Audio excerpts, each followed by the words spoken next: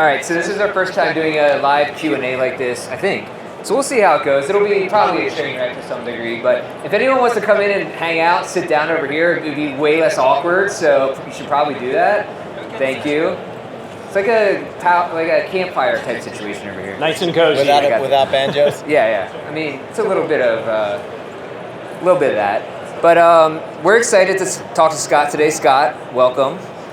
Thank you. It's great to be here. Yeah. And if anybody, I think we'll do a little bit of an interview, and then we'll do a Q&A afterwards. If you have any questions, I'm sure there's burning questions of everyone in the crowd. So if that sounds good, we can just kick it off. Good? All right. So we're here with I won't say cover girl, I guess cover boy, Scott Jurek. Cover man. Last time I checked anyways. Yeah. On the newest cover of The Possessed. Number 58. Number 58 zine. I like to call it a zine, even though it's more of a newspaper zine. But I'm excited to talk to you. Scott, I read the interview. We both read the interview and gleaned some useful information about you and your background and growing up. So maybe let's just kick it off that way. Tell everyone where you're from, where your roots are. I feel like that's pretty important to where we are now. So I'm originally from northern Minnesota, and I'm basically up near Canada. Like, I was closer to Canada than I was closer to Minneapolis, St. Paul. So northern Minnesota, we take pride in being northerners, and we're kind of like, we do our own thing. I grew up total redneck, hunting, fishing. I know it's crazy. People think, this vegan, how is he a redneck? But I grew up hunting and fishing and spending a lot of time outdoors, like waiting for fish to bite in the middle of the dead of winter. So I got to be honest. I read that in the article, and my goal for today was just to turn this into a fishing podcast. So I can talk fishing. I don't know if we could do that, but I did want to ask what species you would fish for as a kid. What were your favorite things to catch?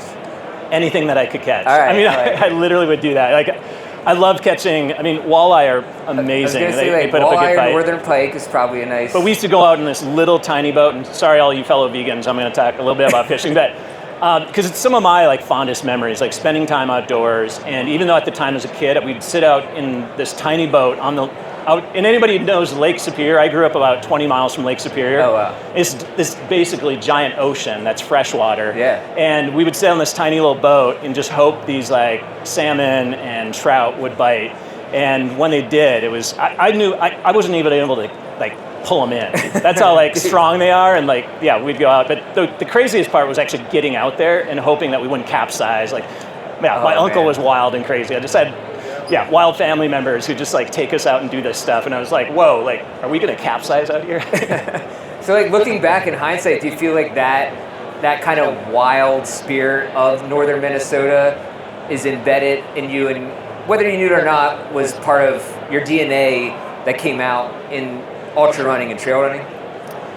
I do like to cry. I think part of my background growing up where I did, out in the woods, away from all my friends, 5 miles from town, I learned to just find joy in spending time in the backwoods and just building forts, running around on the trails that I would build, tree forts, you name it. It was my escape, and it was also my refuge. So if you could have both things, it was a pleasant spot, and then just times where I'd lay out in the woods and mosquitoes would be biting me like crazy, but it was home, and it just formed me. I think it helped prepare me for a life of ultra running. Yeah.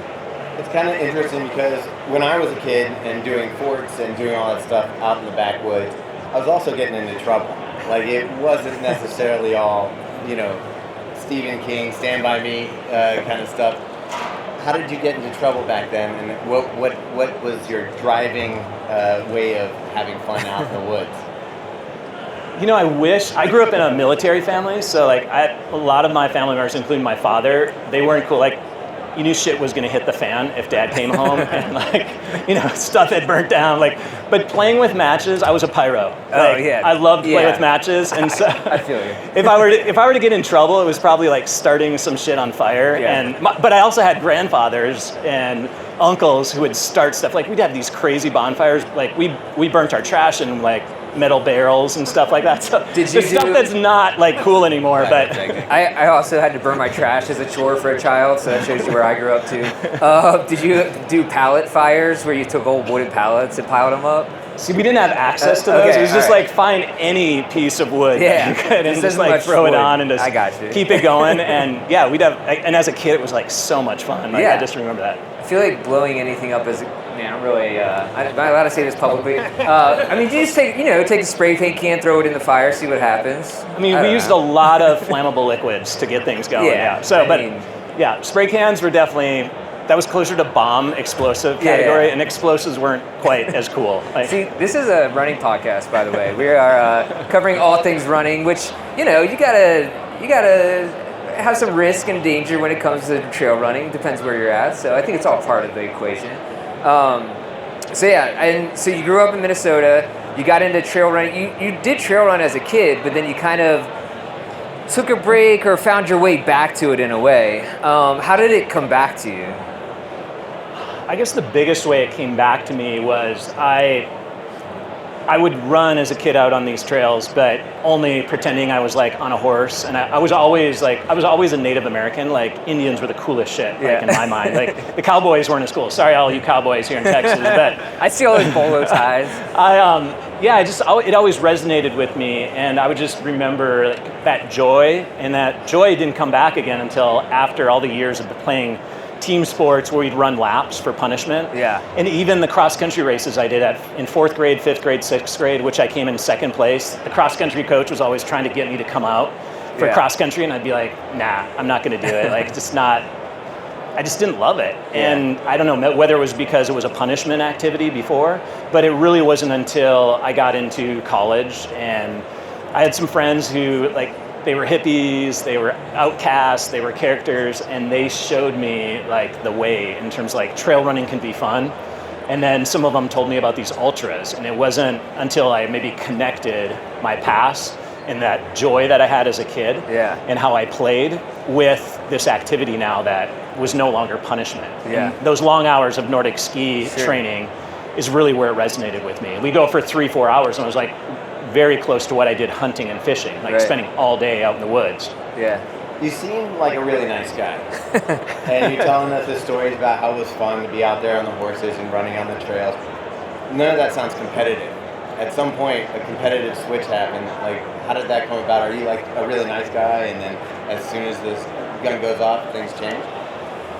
I had Polish grandparents who lived through the Great Depression, so they definitely were hard asses. My dad was like, so I think competitively, like it was like, okay, how fast can you stack wood? How fast can you like do? So we do like just, I guess, like hard labor games, and that's how I got my competitive mode. And so, yeah, I seem like Mr. Nice Guy, but when it comes to like a race or a competition, I see my daughter right now, I'm just like, holy shit, like how did she get so competitive? Because I swear to God, like people think like Scott Jurek's grooming his daughter, and like my wife is like, because she's like Japanese American, they're just like turning, I like to say my kids are Polish samurai. And like they have this stubborn and like just hard like competitive, and I'm like, I'm not doing this, but I have to like, nobody believes me, but like that's how it was imbued in me by having grandparents who made me do the things that I didn't want to do all the time, and be like, I don't care if you want to do this, you're doing it now. And like there was this competition of like, okay, I'm going to do it, and it had to be done right, and just like that trial, and that's where the competition came. And then it was like later it was like to prove a point. And those of you know, like for better or for worse, like I don't know, I used to do stuff like I'm not always like proud of, but like we used to shit talk all the time. I remember on race courses, like back in the day, I talk about ultra running as being, you know, Hal is out in the audience, and like we used to talk so much shit and like just give each other a hard time. And nowadays it's like, oh, you can't say anything like that because that, you know, you can't say that. I mean, obviously people say anything they want online, but there's too much Mr. and Mrs. and Miss Nice Guy kind of attitude. Yeah. So, I mean, I spent a lot of time listening to Jenny's voice because I listen to the North, and it's kind of interesting to me that you guys are so close and you do all these things together. Is she want to be as competitive as you are in support of you? Like, is she pushing you? She definitely does. Like, it's so funny, like, for her own self, though, I'll be like, she's so, like, people are like, whoa, she's super hard on Scott. Like, she wants to like see me go to the brink. And then sometimes she's like, whoa, like maybe we pushed them too far. But I do appreciate it in her. And then she's also somebody who, she doesn't like to hurt herself as much. Like she can do amazing things. Like we're talking about cut off or like basically get under the time limit type of individual. And I've seen her go to some places that are just as hard of the things that I do. So I think she knows like what that takes. She may not want to hurt as much, or like maybe she just wants to hurt longer for the stuff that she does, like get her money's worth. But it's so funny because she can be, sometimes I'm just like, damn, like you're so hard. Like, but it's that, I think that tough love sometimes, and then turning that off and being somebody who can be there. And I think that's always that fine line that we try to like practice in life. And I mean, we're all learning about that, and like how far do we go and when do we pull back, and it's like this give or take and this balancing act that you do, because So one of the things you talk about in the interview of Possessed is this idea that you've gotten older, you're not winning Western States 7 times in a row anymore, and you're moving into a different phase of your running career, or what that looks like as far as challenges, or what running or trail running or ultra running means to you. And can you tell me about how that transition happened? Was that a natural thing, or is that something you had to be intentional about and choose, like a path that you had to choose to go down? Or did you was it something that happened naturally where things just kind of fell together that way? Well, first off, I mean, didn't you read the magazine? Like, I'm still winning Western States. Oh, I forgot. I'm sorry. It must have been a bad edit that I got. My bad. No, I'm not reincarnating myself as young Jim Walmsley, but it's a good. There's some conspiracy theories out there. Yeah. We might be living in multiple timelines that are parallel. But to be serious and answer the question, I think it really, a lot of times people use the word retirement and like there's an end point. And obviously I know like I'm not going to win Western States again. Like, that's not going to happen. Nor do I even like want to necessarily run that race. But there comes a point where not the writing is on the wall, but for me, I start to get, what do I do next? Do I need to keep striving? I started second guessing myself. And I think that's a point where not the big R word in terms of retirement happens, but for me, it's like I made peace with like where I'm at as an athlete, as well as like, do I want to go to those places anymore? Yeah. And it's like, that's not a good place if you're trying to like, I went back to Leadville, I think in 2013, and this is where Jenny will give me like shit. We write about it in North, and like, she was like, whoa, where's the Scott Jurek that I am used to seeing? Like, who just like fights it. And I was like, fine, just like phoning it in and just like cruise on in. I'm like, I'm good. Like, whatever happens. She was like, no way are you doing this. And for me, I think there's that fine line of like being driven to do something, but then if you second guess it, it just started to be like not as fun. Yeah. And I was like not trying to do things because I needed to do them, but I just didn't have my heart in it in the same place. And that's a hard thing as a top level athlete, to be like, I know I could still do these things, but I'm starting to second guess. Why do I do this? Why do I keep doing this when I could like cruise in, or I could just keep running on the trails and doing the fun things I love to do with this sport? Yeah. So I think I didn't make a conscious decision, but more like, okay, my heart is in the game. That's why doing things like the Appalachian Trail, it's like finding things that still pique my interest, that encourage me to go to the lengths that one needs to go to. Yeah. Can we talk a little bit about ultra running in general? Because back in, I'd say, in the pre-Born to Run days, it wasn't as big of a sport as it is now. There weren't as many people out there doing it. Matter of fact, you could probably count the people on one hand that were doing 50 to 100 miles and more races. And now you look and it's almost like it's the evolution. People run a marathon, they do a 50K, then 50 miler, 100.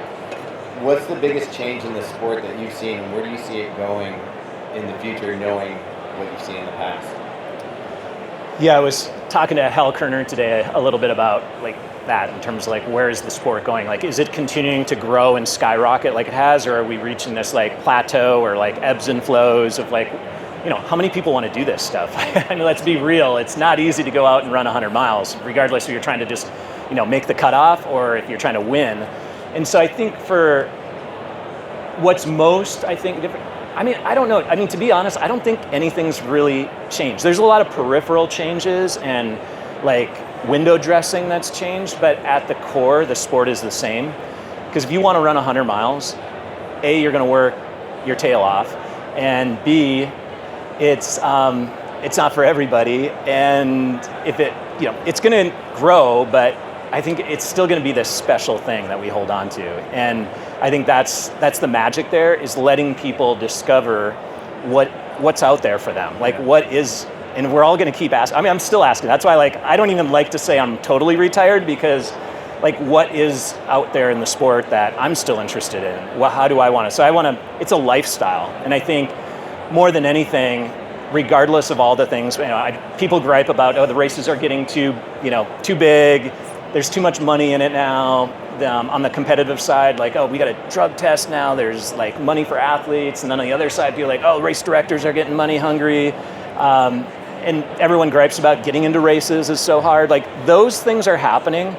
But when the start gun goes off, it's still the same sport. Yeah. And so I like to look at it as there's a bright future still with ultrarunning, and it's still going to be out. It's still going to be fringe. I think that's what Possessed magazine is highlighting.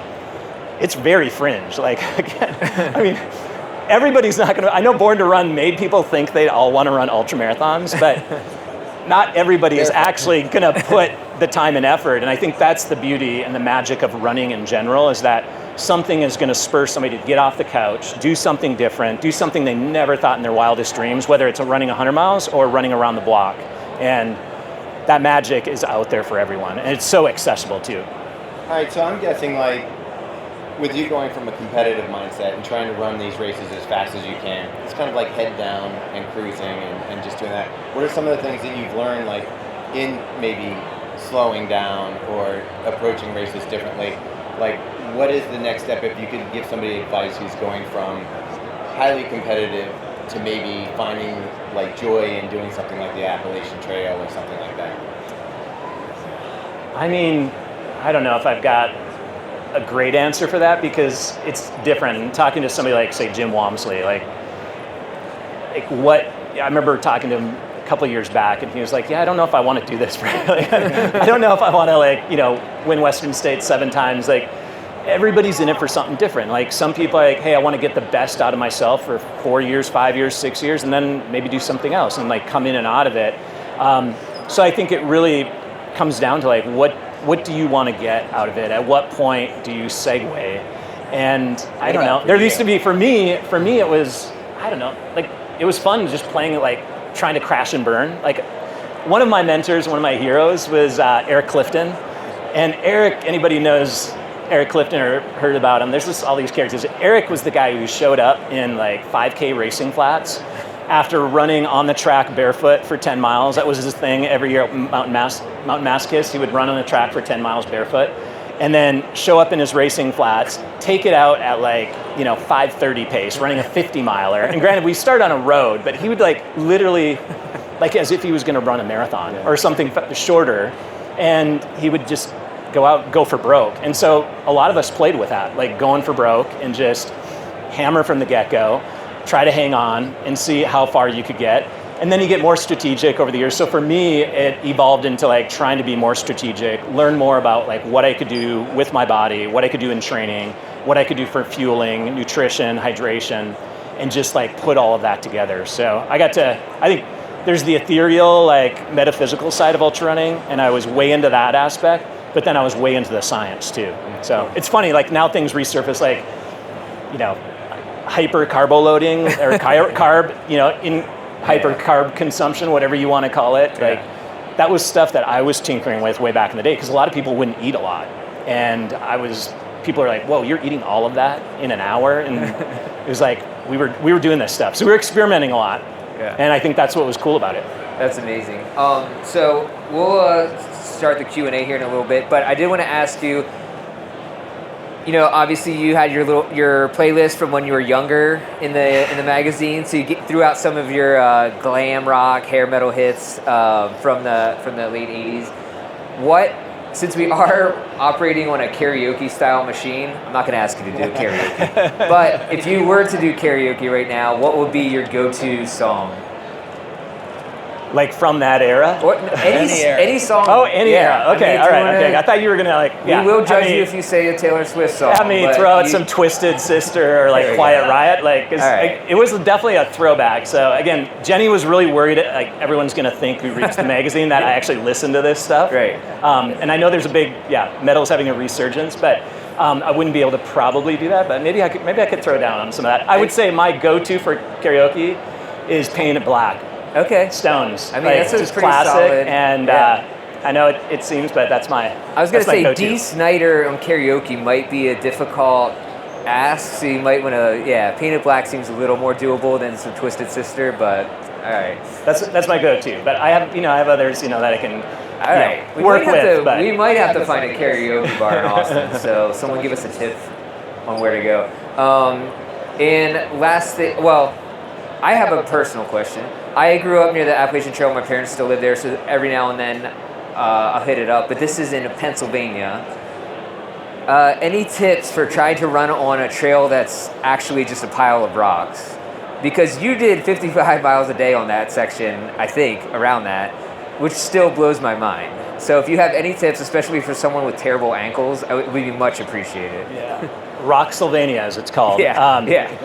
Yeah, I actually had some of my best days. I did 59 miles as like my high in Rocksylvania, and I think really it's just about like I mentioned like going for broke and just like going for it. I'm a big believer in like sometimes you just got to throw yourself into the fire. That's what ultras are all about. I do. I literally can't even. I would say throw yourself into the fire, and you got to do it repetitively. Like the only way you get confident on rocks, and there's no doubt like there are stretches in there where you just like. It's like, it literally is nothing but a rock pile. I mean, there's legends where they talk about all the Pennsylvania like trail clubs would actually go out with wheelbarrows and actually take the rocks. Because if you look at it, Carl Meltzer just be like, dude, if you look at it, there's rocks.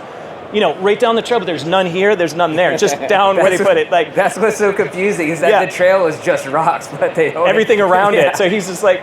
And so there's, I don't know, whether it's urban myth, urban legend, whatever you want to call it. Yeah. There's literally, like, it just seems like they've taken wheelbarrow loads of rocks and just thrown on there.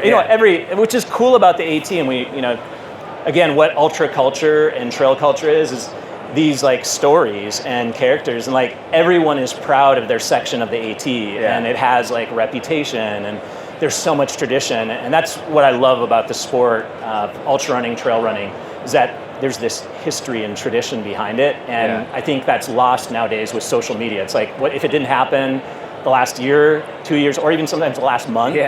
It's forgotten. So it's like you got to bring that back. So I would say just get out there more, practice on it, subject yourself to the rocks. You're gonna die. It's got to be like moguls. Like it's moguls, right? You get better at it, and the more miles you have on your legs. After a while, you don't care. The more times you fall, the less you actually care about falling. Robbe who has paper thin ankles. Work on it. Work on it. I'll send you my hospital bill. Q&A time? Yeah, let's do it. All right, who's up? Any questions? Anyone? Or we'll take roast. We can take roast. Yeah. Yeah. Well, we saw you. Closer. Hold it. Saw you commenting at UTC last year. What kind of things are you excited about being in the sport? What races are you excited about? What long trails are you still curious about? So the question was, what am I most curious about? I guess being embedded in the community. That's why I go out and help friends or guide blind runners. Like, I get excited about seeing it from a different vantage point, and to me that's so valuable. I think there's so many athletes, like, they stop doing their passion, or I guess some people look at it as occupation or whatever, art, but for me it's like I still want to be embedded in it. I want to be embedded in it, till the day I can anymore. I was hanging out with Robbe McNair. Those of you from Southern California may have heard of Robbe McNair. He used to hold all the 50K course records down in SoCal, and he's from Huntington Beach, and I saw him at Javelina. He's 70 years old, 70 years young. And he's like, gosh, Scotty, I remember when, you were 20, I was 40, and we'd just be like hammering each other. And like, that's the stuff that he's got like a broken back, fused spinals, columns and sections, and he's like out there helping a buddy, and he's, he has a flip phone, no texting, and it's like stories like that, like connecting with it and reminding myself what I want to do with it. So the things that get me excited, I was helping Jeff Browning, so Bronco Billy, out on the CT. I've always wanted to do the CT. It's my home course in a way. So there's a lot of those things where I'm like, I just got to make it happen. I turned 50 recently, and like the writing's on the wall. Like, okay, if I'm going to do these things, I got to do them now. And so it gets me fired up. And then Hella came out for a week of Jurek boot camp in Boulder. So over 5 days, we ran 80 miles, and I'm like, okay, like I can just rip off 80 miles, and I feel pretty good, and like gets me excited. So yeah, there's more to come. So yeah. Next. Someone has a question. They're all silent. Yeah. You're a really good writer, Scott. Do you have any literary influences? Who do you look up to when you're writing? Can you tell us a little bit about your process writing and what inspires you? Yeah, it's a good question. I don't know. Sometimes I think I'm not a good writer. It's not what I like went to school for or like whatever, but I've learned how to like love the process. So for me sometimes, and the more writers I talk to, I'd be like, this is so hard. This is like hard shit. Like I'd rather be out running than doing this.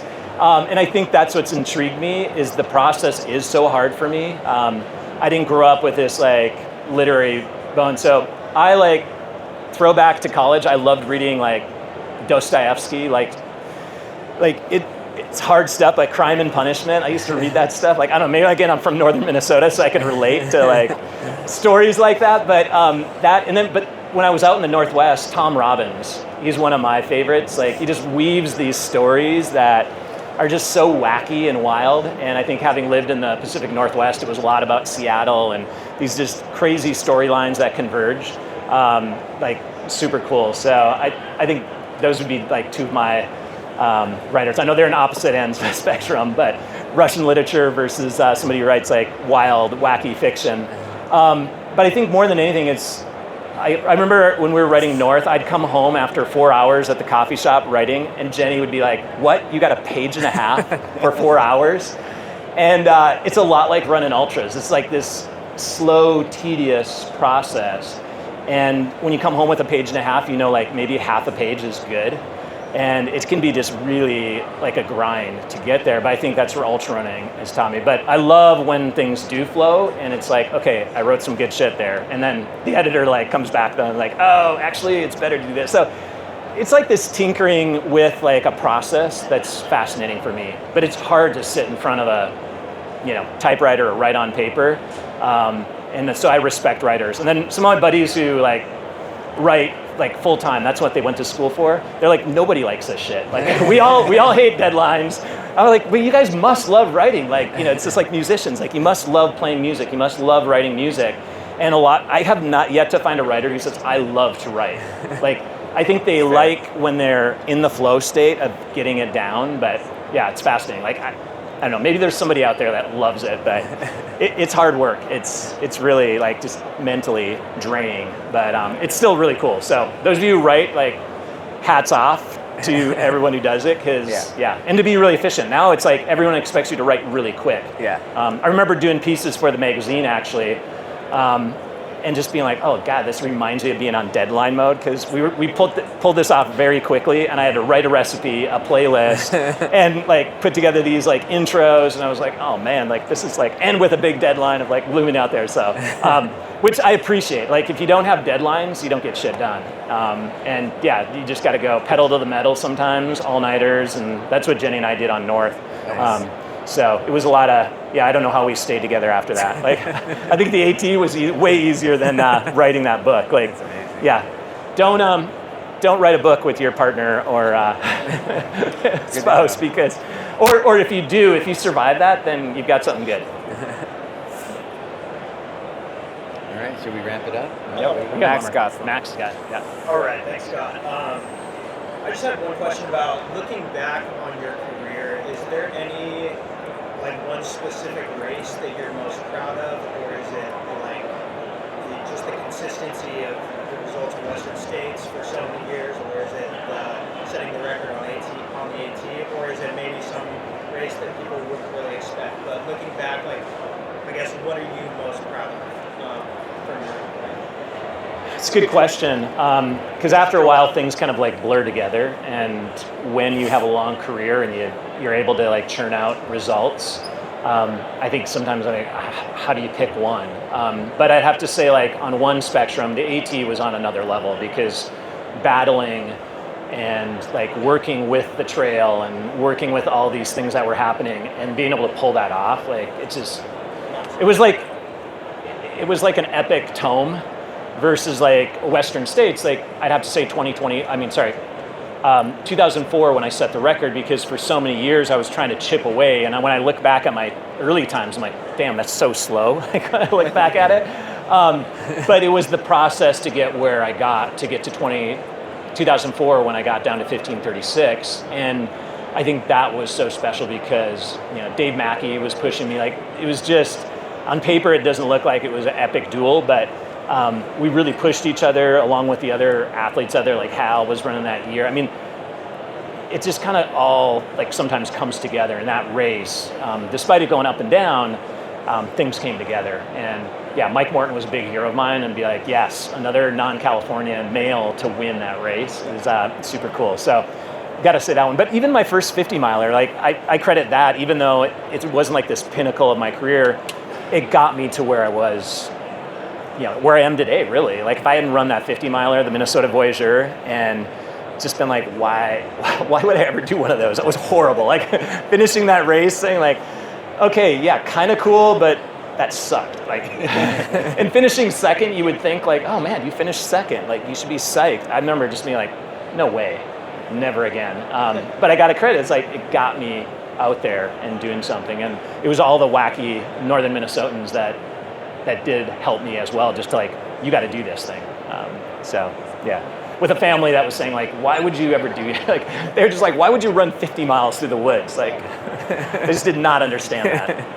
I think I actually got to run a 50 miler with Hal in California for the North Face Challenge, and it ended my wife's. She did her first 50 miler and her last 50 miler on that course, so we weren't ready for it.